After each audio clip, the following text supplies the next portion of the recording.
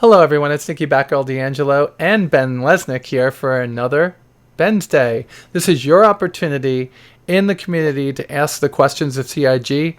It's a great opportunity because right now Chris and the rest of them take them from the subscribers, and I get them from the broad range of people. So thank you very much for getting me your questions. Ben, I think I'm dying. Ben, why don't you take it and tell us what you've been doing this week? This has been a really busy week here. Of course, Chris Roberts is back in town, which makes every meeting a lot more interesting. As I kind of take over this ship stuff, I've been, this week I've basically slotted it out with kickoff meetings to re-examine the current concepts, the Crucible, the Endeavor, we had the Reliant earlier today, the Reliant variants. It's just an opportunity to get everybody involved in the company instead of just one particular group of ship makers. We want Tony Zurovec's feedback, which is very, very valuable to get at this stage, and we have not necessarily been doing that all the time. It's been good, just kind of rounding everything up. All right, that's great. So, you do a lot more than Senior Director of Community Engagement. You've always been one of the biggest devs on the project, right? You come up with a lot of the ideas, right? Yeah, I've been doing that since before we had designers. Okay. And I think that's where people get a little bit lost. They don't know exactly how much you actually do for the game and how important you are there. And I thank you for all the hard work. Yeah. Yeah. Am I a PR flack? Am I a game designer? Somewhere in between. Yeah, somewhere in between. PR flack. Wait, do they throw you in front of the train as it's coming? Typically, yes. Yeah. No. Actually, this is a company that would never do that. Workplaces that would always be eager to do that, not here. All right. So speaking of flack, one name, Derek Smart.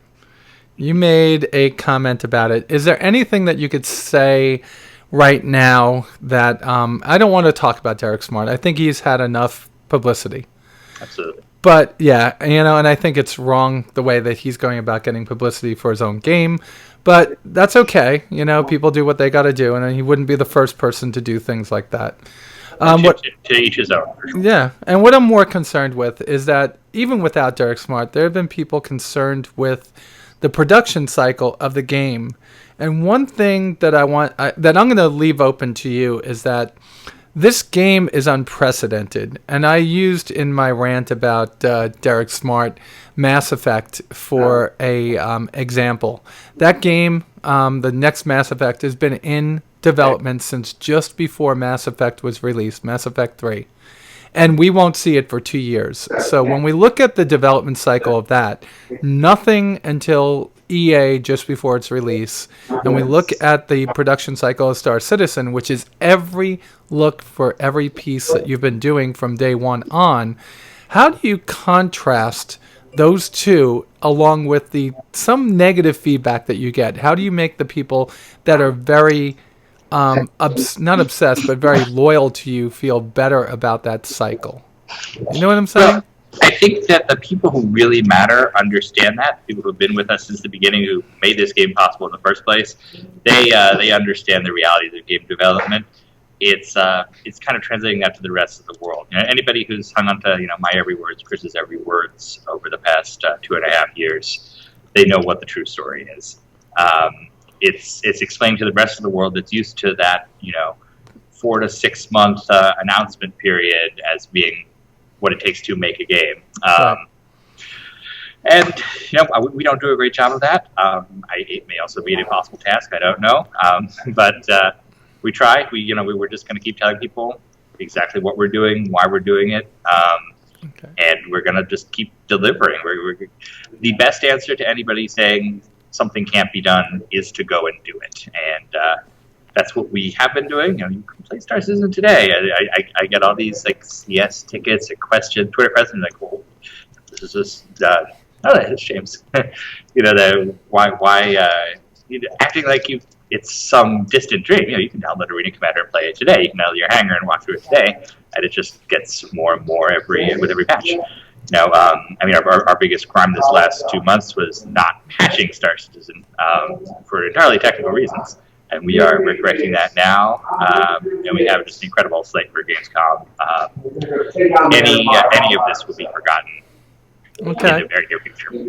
So do you think that it's kind of an issue of you got to go all in or not at all? Like either you be a company like BioWare that shows nothing, or you show every bit and piece of the process. I think you get a little bit of negative feedback because you give the things that are pertinent to what we see, but you don't show us the processes until after they're done. Well, I just shot a. I guess we got Ben for the chairman. We're welcoming Chris back, and we did a over an hour long cover for the chairman where we kind of hit on everything you can imagine, everything I think the community is worried about. So I made up a list and talked to him. And one of the, we've always had this kind of nebulous idea about open development. What is open development? Are you watching every line of code being changed? Obviously not. Is it okay just to show some things and save others as rewards and as something you earn in the game and you surprises? We lean towards that, certainly. We want to have the universe be interesting for players once they take off. We don't want you to know every single thing. But I think Chris explained it best, and it's a way I haven't heard it explained before. It's the idea that we don't put things out until they indicate the vision. If we put out Star Marine today, it would be, okay, hey, here's a game that all the animations suck. It doesn't speak to the vision. So there's a very clear point, and it's much more of a, when you see it, you'll know. But I think we do a pretty good job of sharing stuff, and we'll just get better, especially as these assets do start to indicate the vision. I think that only companies that started doing this after you have are giving as much insight into their game development. I think that Richard Garrett is one of the biggest ones, right?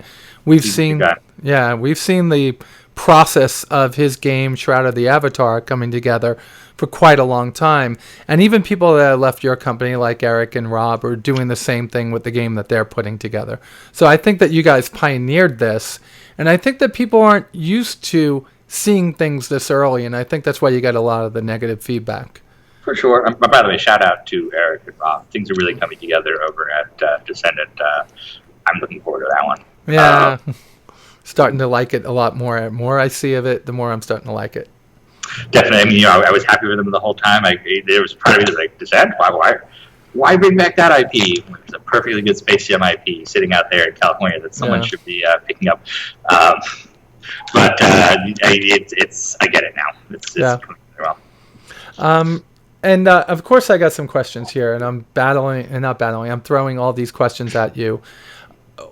In my trying to get questions together, and I'm going to just throw this into one lump sum. People are like, all right, keep the game elements a secret until they work. But instead of waiting until after a ship is ready to be released, can you give us updates after concept? Like more updates. That's what they're looking for. Personally, I'm not, I'd rather get them when they're done, but I understand what they're saying. They're looking for more info, and if you throw that, it's kind of like the little biscuits to a dog to keep it happy. That one is definitely coming. We're putting together a kind of a ship status page that'll show you each ship and where it is in the pipeline. Okay. I half imagine it's going to draw more questions. Why isn't the Caterpillar further along? It's been out this long, and the F8 is already done. But at least we'll have the information out there, and people can judge for themselves about our block schedule. All right, because we're going to go into the viewer questions now, and you're going to see you're going to see something that's hugely common amongst every single one of them. It's hangar, and then it's ship. So I'm going to try to pick some out that don't have to do with that, and some that weren't answered by today's ATV, okay? Okay. Now, obviously, we have to talk to Tony and to David Ladyman about this, but do you have any update on the economy model that you could throw our way? I don't. It's all in Austin, and I don't get enough of a look at it. Okay, and that is pretty much David Ladyman, right? David Ladyman, Tony Z, Pete Mackey, all the guys over there working together now. Folks, I have a good relationship, good rapport with David Ladyman. What I'll do is I'll try to get some questions together about economy and linguists, about different languages, and I'll talk to David one day. I have a Southland hangar when the PU opens. This is by Brent Chessen. Would I be able to put that hangar in any system? No. Which hangar? The Asteroid? Southland. Southland. Oh, yeah, for sure. Okay. we will do more with kind of starting locations as we get closer to the PU. Not too far off, actually. So any system is not true because there are some systems that only early backers. Yeah, early backers. Didn't they have like systems that they could start in that nobody else can? I believe there's one system that it was a stretch goal earlier on. Right. You know, we tried a lot of stuff to see what people were interested in, and we'll certainly we'll keep those promises. Okay. So not one word like always, but 2 words. Wolfgang, is there a possibility in the future of making the amounts of ships we can see in our hangar larger? We've asked this question a couple of times, and I put it off in many, many episodes, so it's been a few months since I asked this question, so they're asking. And I know this is something for turbulent, maybe, or is it for behavior? They want to see more than 10 ships at a time, more than 2 medium ships taking up a slot. Is that possible that we're going to see in the future? It absolutely is possible. It's not going to be turbulent or behavior. It's going to be the people in Frankfurt, our new team there. They are geniuses. They can make Cryans insane. They better be able to, since they helped make it. Yeah, that's something. Yeah, but watching what they've done since they started 2 months ago, and they just moved to their actual office last week. They were in the closet before that. But just seeing what they've done with Large World and WIs and VIs, all the tech integration. It's going to change very quickly, optimizing LODs and all that technical stuff that I personally don't understand is a big part of that. So, all right, that's great. Now, Eddard Hawk, which sounds a lot like Eddard Stark. I hope he has his head. He's asking questions about when these small ships. Yeah, that was a bad joke. I know when these small ships dock with the bigger ships, and he's using the Connie and the Merlin as an example. But we have the Archimedes, and we also have the smaller ships that go in the Carrack and the 890 Jump. Do they refuel? And the second part of that question, and rearm. Second question about that is there a certain supply space on the ship that needs to be maintained to have fuel and armament for the ship that you carry? The answer is yes. You can refuel and rearm on a larger ship. That's part of why a carrier ship exists. And yes, you do need to dedicate space to missiles and supplies. You're never going to have kind of magic missiles in Star Citizen. It always is part of a much, and every individual missile is part of a much broader economy that led to that missile being right there at that time. Okay. So if you land your Merlin and you want to add another missile to it, you have to have one in the first place. So there'll never be a point where you just generate them. I'm going to have to reach out to Tony and to other people making the Persistent Universe at some point, because there's a lot of questions. Like, if I have a freelancer MIS, shoot off my 50th missile, can I dock with a ship and rearm those missiles? Yeah. But that's going to mean that there has to be another design document about how that happens, right? Yeah, I mean, it'll be something like if anybody played Wing Commander Prophecy, there was the Redeemer that would not distinct from our Redeemer. In fact, I think the folks who named them were unrelated. But it was another ship that would dock with your fighter and load on missiles. I think that's pretty much all in the plan already. All right. So are we going to have specific armament ships in the game that will rearm you? Yeah. One of the big things we look at is like a military supply chain. What it takes to get a single fighter flying, what it takes to have a carrier deployed out there. We like to, when you made a Wing Commander game, you told the story of that fighter or that carrier. We look back and say, okay, well, every carrier had, 2 troop ships, or not troop ships, oilers, and they had a munitions ship that would move from port to rearm. And so we're building all that background. Okay. I think that's wonderful, and that question, of course, was from Eddard Hawk, but it was also a composite question from a bunch of viewers from previous Bensdays.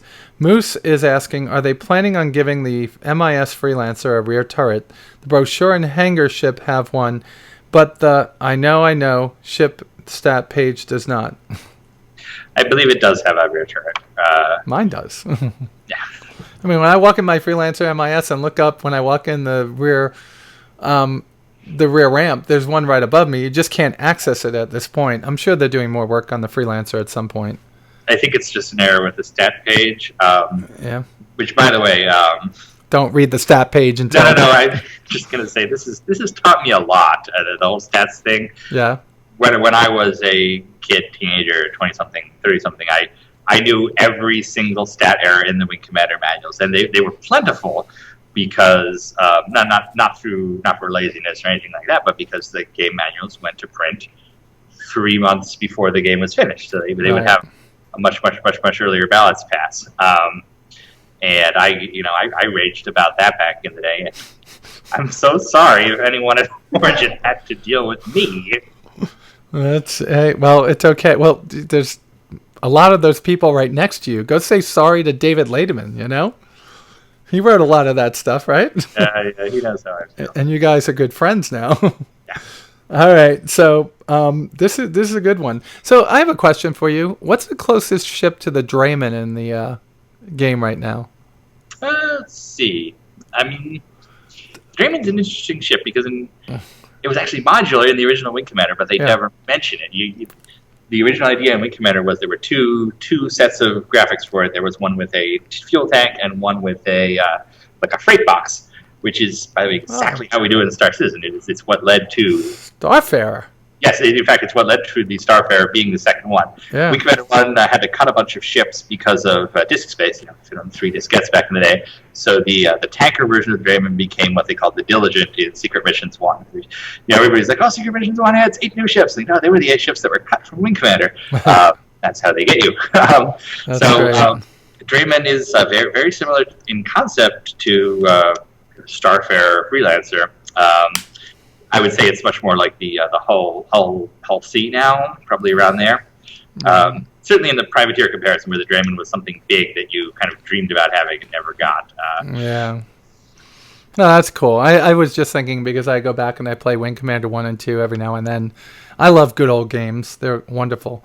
So Fireland says, with the update pending to the 300 series, it seems apparent that Origin has a very limited lineup of ships compared to the other manufacturers, such as RSI and Aegis, even though Origin is touted as one of the biggest ship manufacturers in the lore. Of its 6 existing ships, 3 are limited availability and 4 are derived from the same hull. Are there plans to expand Origin's lineup, such as medium to large ship, to complete the Cutlass or Freelancer size range? That's a short answer, yes. Now that we've finished, these Wave 4, we haven't finished, we still have 3 left to do. We've now that we're approaching now that the end of the race is in sight for these Wave 4 ships, we now want to go back. We've established kind of the king ship for each of the profession. The Orion is the best miner, and the Reclaimer is the best salvage ship. Now we want to go back and fill out how you get to that point. So we want to do all the smaller ships, and Origin will definitely be represented. I can't believe Origin would make a miner, though. No, it probably won't be a miner, but they'll be maybe an info runner or a small, tiny fighter that's smaller than the Origin 300. I mean, well, we have that. That's the M50. Forget it. Yeah, that's cool. I'd like to see a nice mid-range ship in the Cutlass size, the Freelancer size, but beautiful inside, and a couple of decks of luxury. That'd be cool. And a convertible top. No, you can't do that in space. All right, Just watch us. You can't do convertibles in space, but you do have a sunroof in the Phoenix. I'm excited to see the updated. After watching Chris Smith today, I'm excited to see the Constellation when it's done. So glad he's still with us. Oh yeah, he's an incredible talent. So speaking of Origin and Chris Smith, since Origin ships are his design, right? Mm-hmm. The original 300 series were his? The 300 was his, yeah. Yeah. Is he going to be closely tied to the update? I'm not sure who's going to be doing the update yet. Sounds like he should. He should, but he's our top guy. We use him as much to train new people as we do to kind of boring work on chips. If you want the 300 series to be the BMW of the Star Citizen universe, it sounds like your top guy is the guy for the job. Yeah, you're right. And one thing we like to do is we give people the option of working on the evolution of their creation. So, like, what's his name? The guy who did the Avenger is I can't remember his name. He did the Avenger and these UK guys. I wish I knew them better. He did the Avenger and I got my memories going. The Retaliator. Okay. So when it comes time to update both of those, we give him he especially they're his babies, and he's allowed to be the guy who continues to do them. So Chris will certainly have the same option. All right, that's awesome. And now we're going to go to Envoy, and I think I'll save the rest of these for next week because we've been talking for a bit tonight, 20 minutes. And so Envoy said, I purchased the Hullapalooza back in May.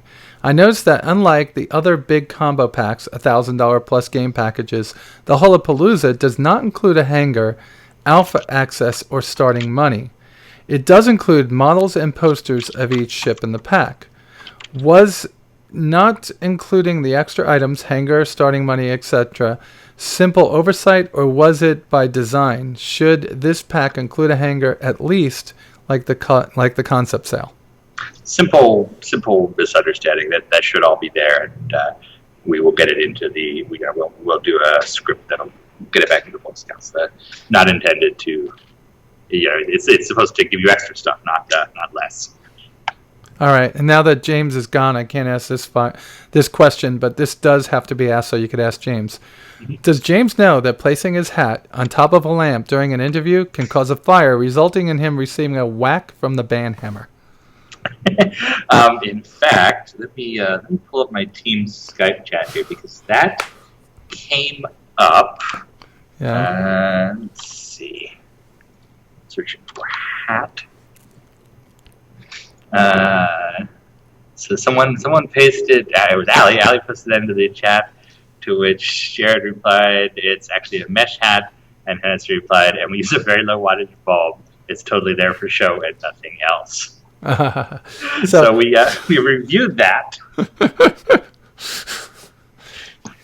We do not need CIG headquarters burning down. That's just it. Hey, when do you guys move into the new place? I have heard end of August. I have also heard that building contractors run schedules much like Chris Roberts.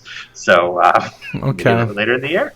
Yeah, well, let's look at government contracts. Yeah. All right, so I have one last question from me, and we had a nice candid conversation. I think it was yesterday. I have no idea. This week I've worked so many overnights, my days are gone. I know that. So you gave us insight, and I've already heard it from other people on the team.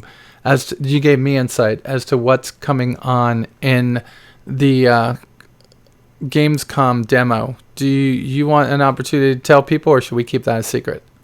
I will not tell you. I won't tell you, but Chris seems eager to spoil it, so check out his tip for the chairman, or he actually did a press review today where he Ben for the chairman. Chris, Sandy stole my joke already, so that's on her Facebook right now. It's so this is a plug for his return to 10 for the chairman. His return to the chairman. I think there was a reporter here from Gamer Nexus who he also walked it through with, so he's been telling everybody. But I would rather it be leaked by Chris Roberts. So it's time for me to set up another interview with Chris, huh? I don't know that Chris has any time ever. I don't know if I said he got back I think his flight came in at 4:25 on Saturday. Yeah. He came from the airport to the office to meet with Jared, Ali, and I. Okay. Had us redo the Comic-Con presentation. Not just redo this. It was literally work through every slide and say, here's what we should do differently. Here's what we should do differently. So we were all working. So Chris is back. Chris is back. Yeah. We were here till midnight working that Saturday. Sunday morning, we all drove down to Comic-Con, and then Monday he was here at 8 a.m. again. He does not stop working. Okay. So Ant-Man, thumbs up or down? I have Ant-Man tickets for a show in 28 minutes, so I'll let you know. Oh, but I'm saying you want to go see it, though, right? Oh, yeah. Okay, I'm headed there shortly. Okay. My brother saw it. He said it was good but not great. But oh, well, it's Paul Rudd. It's going to be good but not great. I am a big Rudd fan. Me too. Me too. Rudd. Yeah. Hey, I'm also a big... I keep forgetting his name. I'll remember it when I don't want to, but who played the Green Lantern? I don't know. The only thing I know about Green Yeah. Lantern is that there's currently a Green Lantern meets Star Trek comic book. So, Oh my lord, that's like Captain Marvel meets the Star-Lord. That's good though. That's supposed to happen. All right, guys, this was great, Ben. Thank you for all the time you gave me tonight at the end of your day. And anything you want to say to everybody? Yeah, anything we should be looking for, like big in the future besides 10 for the chairman? thank you guys for backing. We have big stuff. We are so excited about Gamescom. It's going to be a big deal. 115 will be out before then. Star Marine is in the not too distant future. We've got PU stuff. It's all coming together. It's going to be good. We having Chris here again. I think we're all just on it, excited and ready to go. Awesome. Thanks, Ben. I'll get to you next week. And guys, with that said, you all be safe out there, and we'll talk to you soon. Bye.